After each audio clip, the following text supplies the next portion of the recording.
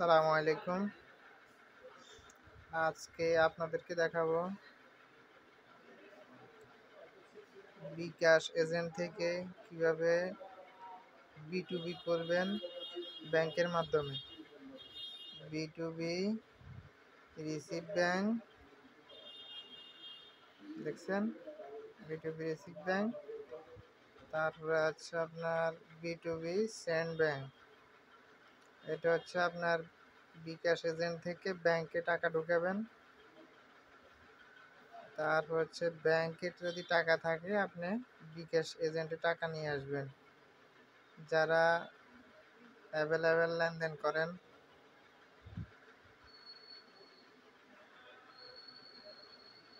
তারপরে হচ্ছে গিয়ে দেখা গেছে আপনার ডিএসওকে সবসময় পান না, তারা এইভাবে লেনদেন করতে পারেন।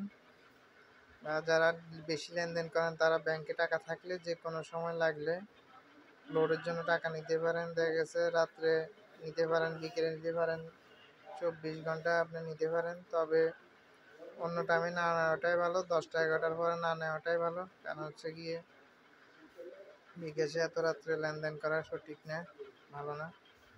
আপনারা যারা প্রয়োজনে অনুসারে লেনদেনগুলো করতে পারেন। লেনদেন করতে হলে আপনি প্রথমে আপনার একটা ব্যাংক অ্যাকাউন্ট থাকতে হবে, যে ব্যাংকগুলো আপনাকে B2B সিস্টেমটা দিয়ে দিবে, যে ব্যাংকগুলোর সাথে আপনার লিঙ্ক করা যায় বর্তমানে।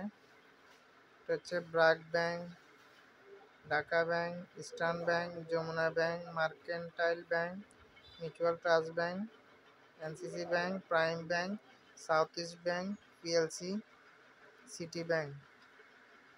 তার হচ্ছে ইউনাইটেড কমার্শিয়াল ব্যাংক। এই ব্যাংকগুলা এত ব্যাংক ছিল না আগে। আমরা যে সময় প্রথম এগুলা করছিলাম তখন অনেক কষ্ট করতে হয়েছিল। ওই সময় আগে ছিল মাত্র Dhaka bank, city bank,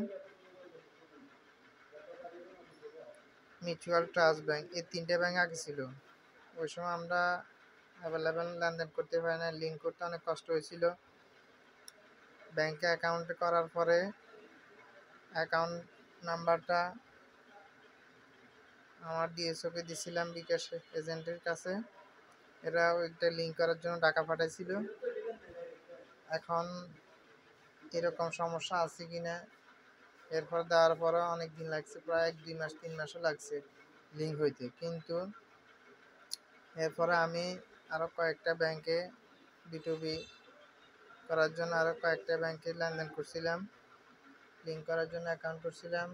city ব্যাংকও প্রায় আমার 1-2 মাস সময় লাগছে। এরপরে আমি করছি ব্র্যাক ব্যাংক আমার সময় লাগে নাই, মাত্র একদিনে হয়ে গেছে। হয়তো বা এটা আপডেটের কারণে এখন লাগে না, কিন্তু আমার জানা নাই। এরপরে আমি আমার 2টা দোকান, 2টা ব্যবসা প্রতিষ্ঠান, তো এটাতে আপনার আমি আরেকটা এজেন্সির সাথে লিঙ্ক করছিলাম। এটা হচ্ছে প্রাইম ব্যাংক আমার থেকে একটু দূরে ছিল, কিন্তু আমি ওইখানে যাই নাই। অ্যাকাউন্টটা আমি নিজেই মোবাইলে করছিলাম। কীভাবে অ্যাকাউন্টটা আমি মোবাইলে করছি, মোবাইলের মাধ্যমে, সেটা আপনাদেরকে দেখাবো। অনেক ব্যাংকে আপনার অনলাইন সিস্টেম আছে অ্যাকাউন্ট করার জন্য। আমি অ্যাকাউন্ট করছি, সাথে সাথে কয়েক সেকেন্ডের ভিতরে আমি লিঙ্ক করতে পারছিলাম, সক্ষম হয়েছিলাম। তো যারা ব্যাংক দূরে থাকে তারা এই সিস্টেমে লিঙ্ক করতে পারেন নিকটস্থ ব্যাংকগুলোর সাথে। তো করার জন্য প্রথমে আপনারা যে ব্যাংকে আপনার অ্যাকাউন্ট, সেই ব্যাংকে অ্যাকাউন্ট নাম্বারটা দিবেন। সাপোজ আপনার ব্র্যাক ব্যাংকে অ্যাকাউন্ট, এখানে লেখা আছে ব্যাংক অ্যাকাউন্ট লিঙ্ক করুন। ব্যাংক অ্যাকাউন্ট থেকে সরাসরি আপনার বিকাশ এজেন্টের অ্যাকাউন্ট B2B রিসিভ করুন। যে কোনো সময় লিঙ্ক করা ব্যাংক অ্যাকাউন্টটি B2B রিসিভ ব্যাংক এবং B2B সেন্ড ব্যাংক উভয় ক্ষেত্রে ব্যবহার করা যাবে। দিলাম। এরপরে হচ্ছে আপনার অ্যাকাউন্ট নাম্বার, অ্যাকাউন্ট নাম্বার দেওয়ার পরে সামনে যাবেন। এরপরে অ্যাকাউন্ট টাইটেল আপনি এখানে আপনার ব্যাংকে যেভাবে লিখছেন সেভাবে দিবেন, না পারলে একটু নির্দিষ্ট হলে সমস্যা নাই। এটা আমরা আগে ভাবতাম যে এটা অ্যাকুরেট লিখতে হয় না, অ্যাকুরেট লিখতে হয় না, আমি দেখছিলাম। তারপরে আপনার যে লেখেন যে কোনো কিছু লেখেন। এটা আমি সাপোজ অ্যাকাউন্ট অ্যাড করতেছি না, আপনাদেরকে দেখাচ্ছি। তখন আপনার প্রতিষ্ঠান নাম এখানে দিবেন, এরপর এখানে দিবেন দেখছেন ব্যাংক অ্যাকাউন্ট সঠিক নয় অথবা খালি, সহায়তার জন্য আমি ভুল দিছি তো ওই জন্য তাই করে দেখেন। এরপরে নেক্সট দিলে আপনার অ্যাকাউন্টটা লিঙ্ক হয়ে যাবে। বলবে যে আপনি আপনার ব্যাংক অ্যাকাউন্টটি লিঙ্ক করার জন্য অনুরোধটি সম্পন্ন হয়েছে। এরপরে সম্পন্ন হওয়ার পরে সাথে সাথে আপনার এখানে চলে আসবে। এই দেখেন আমি সেভ করে রাখা ব্যাংকগুলা, ঠিক আছে, এই প্রাইম ব্যাংক।